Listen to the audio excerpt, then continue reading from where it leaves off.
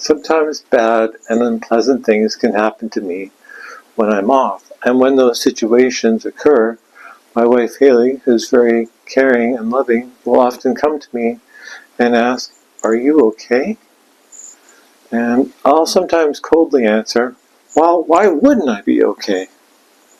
Hi, it's David from Life with Parkinson's. If you're new here, welcome. We hope you'll consider subscribing. Everyone else, thank you for your continued love and support. This is episode 7 in our new playlist of Dave, what has changed about your Parkinson's treatment plan? And near the end of this video, I'll put up a link somewhere around here to the previous episode, so when you're done here, you can jump over there. And today we're going to talk about a few very unpleasant situations that have happened to me when I'm off. And we'll talk about the impact emotionally and physically on me and others around me, especially my wife, Haley. Let's just start off and be honest here and say that off times hurt. They hurt physically because when we're off, we're at our most vulnerable state for falls and other ways of hurting ourselves, which we can get ourselves into various situations, not our fault, but emotionally as well, because when these things happen, it feels like my dignity level just comes down.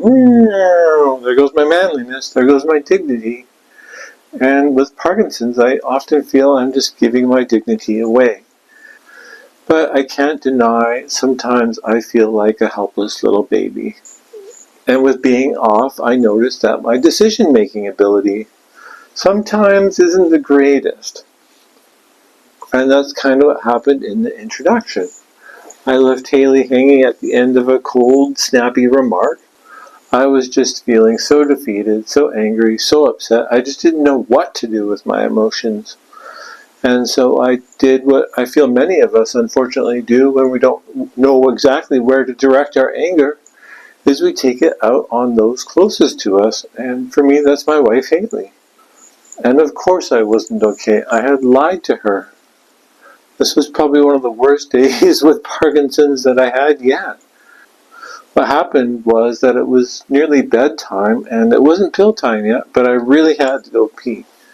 And I had about 10 or 15 minutes to wait to take my pills, and I was like, yeah, I can make it to the bathroom and back again on the energy I have in my gas tank.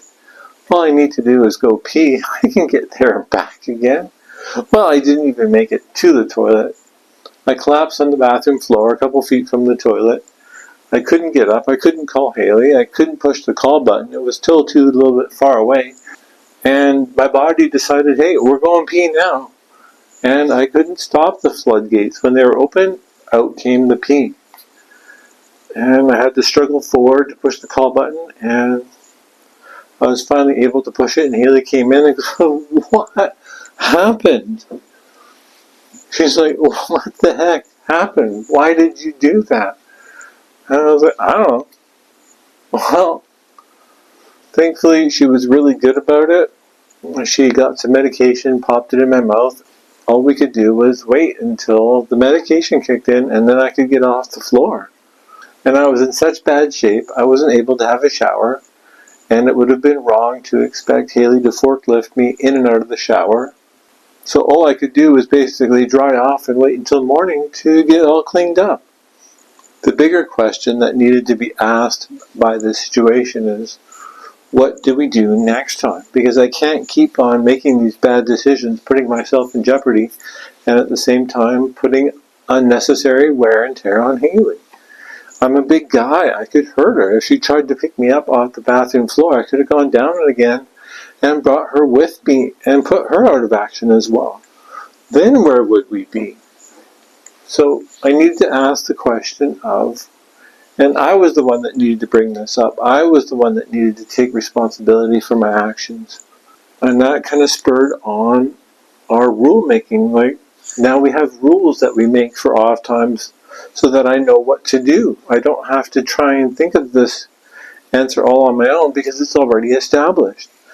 And one of the things that came out of this was getting some pee bottles, and I've got one in my bedroom next to my bed, and there's one in the living room. So if I know there's no chance at all that I'm going to make it to the bathroom, I've got a solution on hand that might not be the best solution, but it's better than having an accident.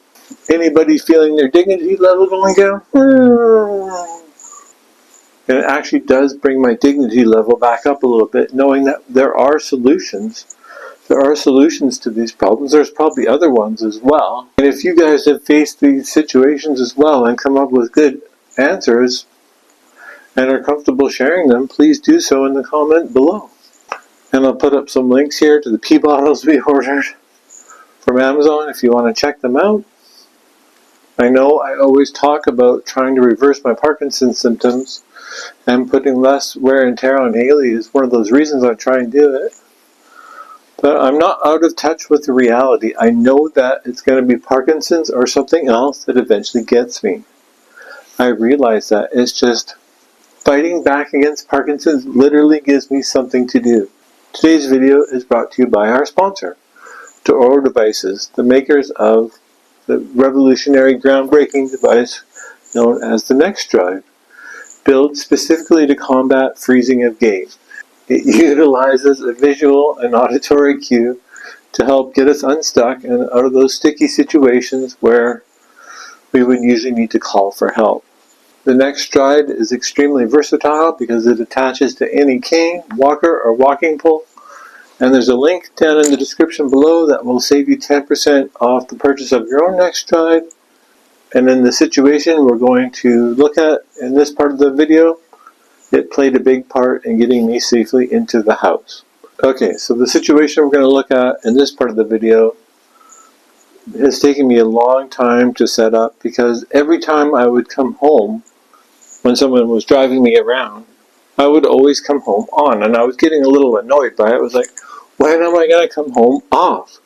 When am I going to be able to get this footage on film and record it? Well, here it is, and as you can see, I'm completely off. Haley had to help turn me in the car to point me out the door, help me stand up and get me on my feet.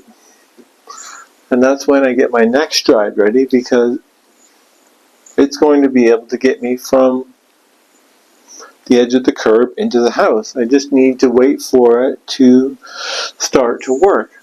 But this is also one thing I wanted to talk about, because, what do we do in these situations? In my opinion, I believe that we need something, some sort of rescue device, some sort of rescue medication to get us out of these sticky situations, because without a plan, it's like, well, what do we do? I believe that with Parkinson's, we need to plan for the worst and hope for the best. Now, when someone's driving me around, I'm always like, okay, I'm on a timer, we need to get going. Because I know there's a limited amount of time for when I go out that I'm going to hit probably an off. Unfortunately, this day, we got delayed in the grocery store, which turned out to be good for recording. But when someone's taking you to the store, they also have their own schedule as well. So I needed to get back inside the house so they could carry on with their day. It's up to us, I believe, to plan solutions and see what happens and then readjust based on our results. Okay, the last situation that I want to talk about is the one where I fell into the toilet a number of months ago. I don't know if you guys remember that or not, but it kind of spurred on us calling the occupational therapist, bringing her into the home, having her look at what was going on. And one of the things that we talked about was getting in and out of the bathtub, and how sometimes that was difficult because I would lift up my leg to go into the bathtub, but my leg, even though in my mind I had lifted it all the way up, in my body I hadn't, and the same with getting out. And when you're stepping down from the tub to the floor, I know you guys can already imagine, it can be kind of scary if your foot catches on the edge of that tub. I'm just going to show you a little bit of video here. We did actually manage to get the renovation done. There is a grant program in BC, Canada that will pay part of the cost, and we're very thankful for that program because we wouldn't have been able to pay the whole thing on our own. But it's the grab bars that have made a big difference in my world. They've actually totally transformed it because it's added so many more layers of safety to my life. And I also installed an additional one here on the wall just because I found going from the bathroom back to my bed at night, I would often use this wall for support, which probably isn't the safest thing to do. So I added another grab bar here, and I'll put a link in the description below so you can check out some grab bars on Amazon and decide for yourself which ones are the best for you if you want to get any. As I was putting this grab bar in, it reminded me a lot of my grandma in Osoyoos because I put some grab bars on her stairs on one of my visits to her house just because I noticed she was having trouble going up and down. And she called me one day and said, David, I would have fallen down the stairs if you hadn't put those grab bars in today. And that really touched me because it was like, oh, I was able to do something for my grandma to keep her safe, even though I wasn't there at the time. I just believe that when we feel safer in our home and are more relaxed, it's going to create an environment where there's going to be less accidents. When we're in a home where we don't feel safe and we're uncomfortable, I think just having that mentality is going to encourage more accidents to happen. Okay, as I said earlier, that link to the previous episode in this series should now be up, so when you're done here, I'll see you over there. But for now, thank you for continuing to take this journey together. Thank you for liking, watching, subscribing, and sharing this video with your family and friends. Please leave a comment or a question below. I'll see you on the next one. Have a good day. Goodbye.